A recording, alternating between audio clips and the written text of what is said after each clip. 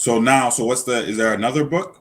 Oh yeah, there's two things more. So one is this right here. So Plato's Complete Works, Yes. by John M. Cooper. Yes, and this is the specific. What is this? Plato. Tell us about Plato. Who is Plato? Okay, so if we want to look at it's a lot of times we like to look at the dominant society as one big mass, and we don't really want to distinguish between them. They're all just over there. But if you actually look, even when we are not involved, they have a war between themselves, right? And Okay, Plato. So the dominant. Okay, so wait, the dominant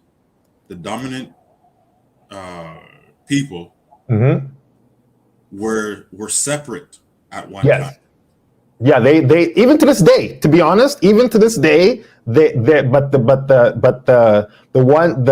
one side of their group is very, very, very tiny, and you never hear about them or see them almost anywhere. The opposite side of this book that I just showed you is what is now the dominant society, and they're the ones that you hear from. They're the ones that are everywhere, and these ones are almost dead and forgotten. But that's only because they've been defeated. So these guys have been outnumbered, outmassed, and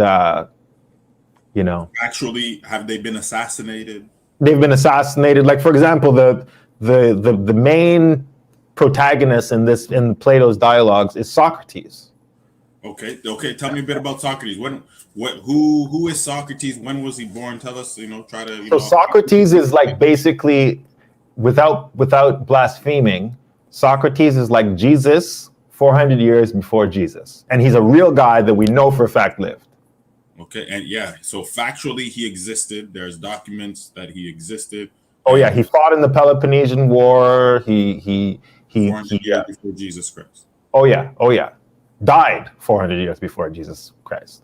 He died 400 years before Jesus was born. Yes. Okay. So what was his cause of death? You mentioned he was in the military. Did he die because of being in the military? No, he died because he was convicted of impiety.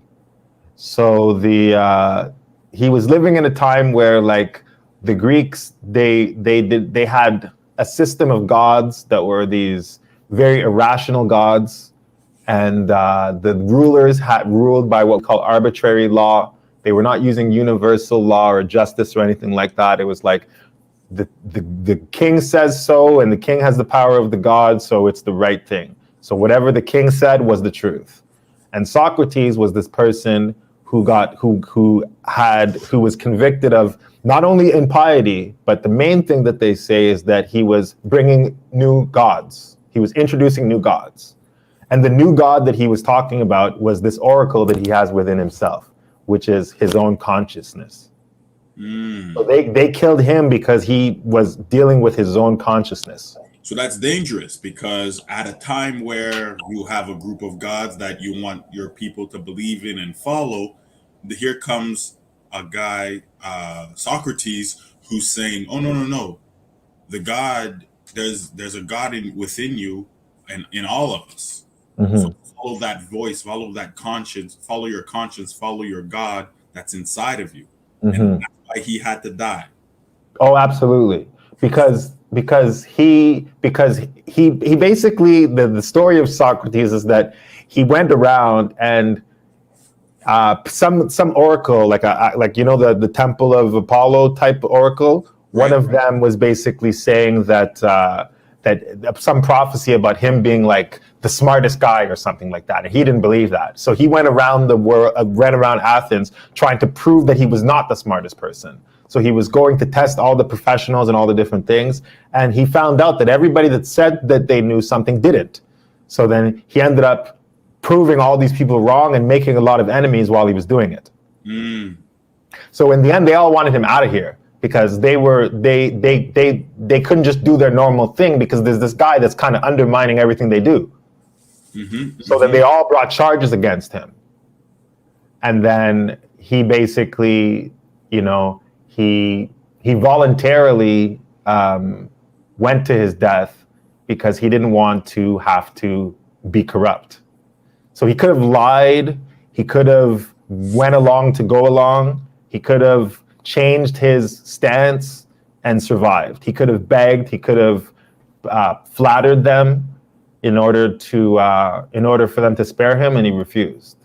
So he's the difference between him and Jesus is that, you have Jesus where I think it's the in Gethsemane or whatever, when Jesus says, to God, I don't want you don't have to take this away from me, but if it's in your will to take this away from me, that'd be cool with me, Socrates was the opposite. When Jesus was on the cross in the end, he was like, God, why did you forsake me? Like Jesus was not really so psyched about the way that it went.